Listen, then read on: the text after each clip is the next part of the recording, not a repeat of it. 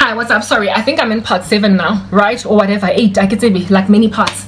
We shall continue. Last time I was telling you about what God was showing me about this funny dream, where this girl had put like a whole bunch of witchcraft on me to forget about Jesus, walk away from the king, etc, etc, and do things that even prior to coming to Christ, I was not about that business. All right, so I was heavily pregnant, and as soon as I cried out to Jesus, I found myself in the backseat of this chick's black, it was her Mercedes in waking life was black. It was a black Mercedes, Mara. In this dream, it was a deep black, like an unimaginable black, like a, goodness, it exceeded whatever black you can find in waking life. Like I said, these dreams, they exaggerate everything. God, but the Mercedes was also very shiny in a way that her waking life Mercedes wasn't shiny. So it's like there was a glorification of evil in that dream, where it was made to look better than normal, but it was still dark. Like, anyway, this Mercedes of hers, I'm in the back seat of it all of a sudden, and then this chick looks back. So like she's driving, right? She's driving, and then as soon as I appear in the car in the back seat, she's like, "Hi, Karabo," with this like grimacing smile. Okay, so I've got 10% battery. I gotta go and fetch my charger. We'll be back. Hey, I'm charging the phone, so the angle has changed a little bit now. I hope not to jump around too much, because then you're gonna see stuff down below. Yeah, okay, should I close the door or should I leave it open, the light? Anyway, where can I move this thing so I can have like better lighting? Okay, fine. Yeah, no. So this chickie, where let's a guy before I went charging my phone. Now I've lost my bearings. God, please remind me. Yeah, no. This chickie went from, okay, I don't want to turn back because then you're gonna see my Izzy and what have you. But like she was facing the back, and then she was like to the front with this grimacing, menacing smile. And some hi Karavo. She dared even greet me with a smile. Anyway, when I saw her, I was like, let's say her name was Garara. I was like, Garara. That's what I said. Like, I was like, Garara. Like, I just called her name, and I was like shocked. Oh, and another thing that happened in the dream, as soon as I like cried to the Lord, I not only appeared in the car, then she looked back and was like, hi Garara, with that smile. And I was like, Garara. My stomach was flat again. I had no belly, no stomach. I had shoes on my feet. I was not in that murky environment with the like dirty bathroom or whatever. Basically, God, as soon as I cried out to him, was showing me who did this to you. Who is doing this to you? Garara, your colleague, wants you to not only abandon me, forsake me, but also become a worse version of yourself than you ever were prior to coming to me. To make out of you a harlot that is going to go and sleep with many men in one night and fall pregnant by twins even, or have babies by different men even across multiple years or whatever, just to never have joy in marriage. And on top of that, I was like, why at school? Why was the bathroom mixed with this one and also my apartment? And the Lord was like, because this chick has come against everything. She wants to not only, she wants to take away your pizzazz,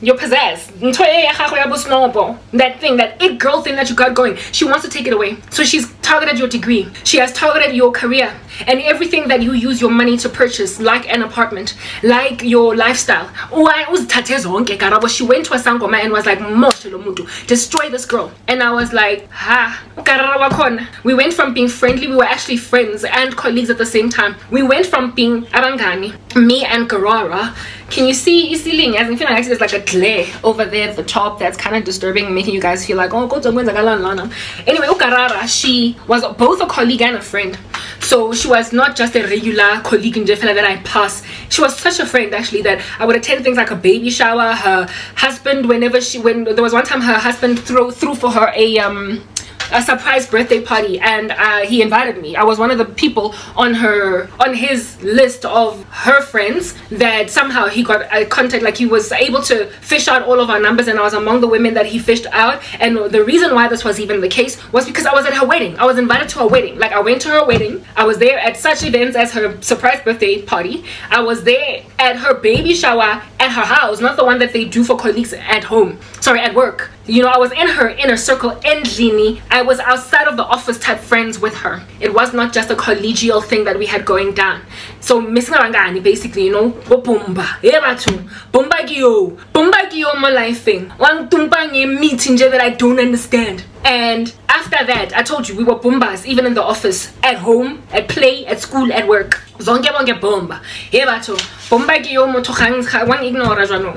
Here it is that this chick, after I get that dream, like, it was over a weekend that I got this nightmare. went to work on Monday, be thinking, it was before I understood what my dreams meant. You know what, yeah, it's just a dream. This thing's just a dream. So I mean, you ain't gonna go give a person attitude because of a dream. So I went to the office on some, hey girl, no more carabo. And she was like, hi. So much attitude. And it just went downhill from there. Like exponential decline from there. She went from hey girl to ignoring me completely, like as in foo. First off, one time I went to the office, like I arrived officing like and she was exiting to go. We used to work for MTN, so MTN, if you have known how the business premises operate, like it's opposite another MTN building called Constantia, right? And then there's the main 14th Avenue head office. I was going to the head office, arriving, it was like 9 in the morning, and she was going out to what I imagined to be a meeting across the street, across the highway to Constantia, right? So she was carrying her laptop. It's like she was leaving the office, but it was too early in the morning for her to actually be leaving. So I imagine she was going to Constantia for a meeting or something of that nature, a client or something. And again, I can see her. Like, I'm your way, man. I'm on to you. A friend. Even isn't this weird, guys? Like, you walk into the office, she's coming out, and the Shabane like locking eyes, dead. See, and she just like walked right by me.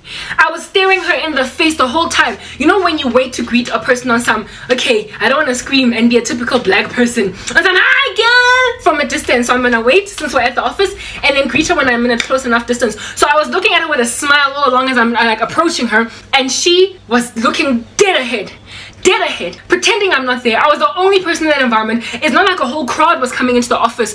It was just me, maybe 1 or 2 other people. You would look at them. She just walked right by me without even taking a glimpse at me just once. I was like, what is happening with Garara? What's going on with Garara? What is the deal with Garara? And then I got more nightmares about Garara, and eventually God was like, my child, can you be more naive? That was just a one time. There was a day when I walked into the coffee shop and Garara was sitting at a table with some other colleagues. She looked back, saw me, and just turned her head. She acted like I had killed her baby. She acted like I had stolen her husband, acted like I had sabotaged her project. I'm like, Garara, she was so mean that I eventually accepted it. I cried though. I was in pain, but I accepted. I was like, I guess you win some, you lose some. You can't keep them all. You can't love them all. You can't successfully keep abangani for the rest of your life. These things is until the Lord showed me, hey, but naive daughter, I showed you she's busy with sorcery, and the reason why she can't even look at you is because she's uncomfortable with what she's done to your life. She's uncomfortable, and so she can't even look at you. To her, it's like she would much rather act a fool in your presence than continue to pretend and smile with you, because it's not something that she regularly does. She was so envious of you that she did something that was completely out of what she's used to. It was enough desperation in her for her to go and consult the Sangoma, so she doesn't know how to act. Lomuntu Lona was the one that introduced me to church activity. I was looking for a church because I was curious about the things of Christ just when I was getting newly saved, and she's the one who picked me up with her husband every Sunday for the first month or 2. That's where we went, and she accompanied me there. No, sorry, she and her husband picked me up, even though I had my own car and everything. They were trying to motivate me to keep going to Jesus. Do you know what I mean? Like if I was lazy, they were like, we'll pick you up then. If I could not do it, they were like, we'll put you on a wheelchair and we'll drive you there. I was like, look at you being evangelist type setup thing. Yeah, so she was very interested in the things of God. She was energetic when I was interested in the things of God. But once I got fervent for Jesus, as in once I got really indwelt by the Holy Spirit, and now I was walking on sunshine by myself in Christ, she then turned awry on me. So basically, she was lukewarm, had been lukewarm all her life. I entered into Christianity, I got serious with it, and she hated me. She was turned against me. She was made at enmity with me. The very person that took me to church became the person that became one of my biggest afflictors. You guys, that's just one. I mean, I could tell you 10,000 more stories about Labantu, but that's just the one friend. That is just the one member of my inner circle that I kept seeing in this negative capacity. Oh, about Karara, I told you guys that they're beautiful in dreams. In this dream, she's got really bad hair. Maybe like it's changed now. Bad skin. I always used to think, when a dermatologist, okay? Anyway, whatever. She was looking so beautiful in this dream in a way that was like literally unfathomable. You couldn't even calculate it.